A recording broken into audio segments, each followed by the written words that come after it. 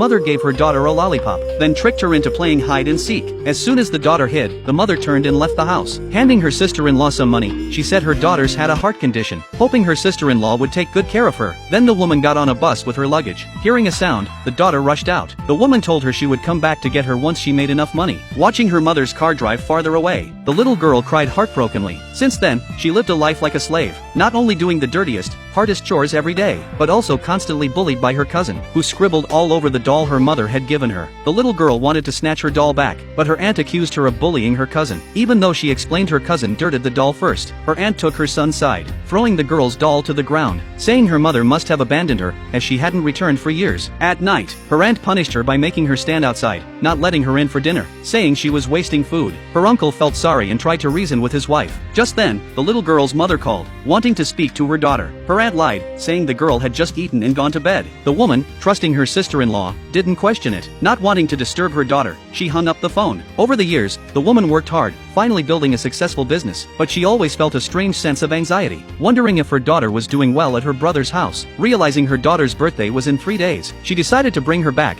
determined to make up for lost time. Meanwhile, the little girl, missing her mother dearly, secretly took her aunt's phone. Just as she dialed, her aunt came out, snatching the phone and covering the girl's mouth. But the woman had already heard her daughter's voice. Her aunt quickly made up a lie, saying the girl had hit her cousin over a toy. The woman was furious upon hearing this, disappointed that her daughter was becoming a bully, and told her sister-in-law not to indulge her. The little girl was explaining to her uncle that her cousin took her toy first, confused why her aunt would lie, and shouted that she wanted to explain to her mother. But her mother believed her aunt, assuming her daughter had hit her cousin. She scolded her daughter over the phone. As an apology, she sent her aunt $100,000, unaware that her aunt insulted her as foolish after receiving the money. The little girl, feeling wronged, was deeply hurt, fearing her mother would keep thinking she was a bad child, trying to grab the phone again to explain to her mother. But her aunt hit her with a broom, telling her to reflect outside that night. The girl remembered the happy times when her mother was with her. The next moment, she felt as if she saw her mother coming to get her. At the same time, the mother felt a sharp chest pain. She had a feeling something was wrong with her daughter. The next day, she came home to visit her daughter with a gift. Upon arriving at the village entrance, she saw a funeral procession. Still unaware her daughter had already passed away, she was eagerly looking forward to reuniting with her daughter.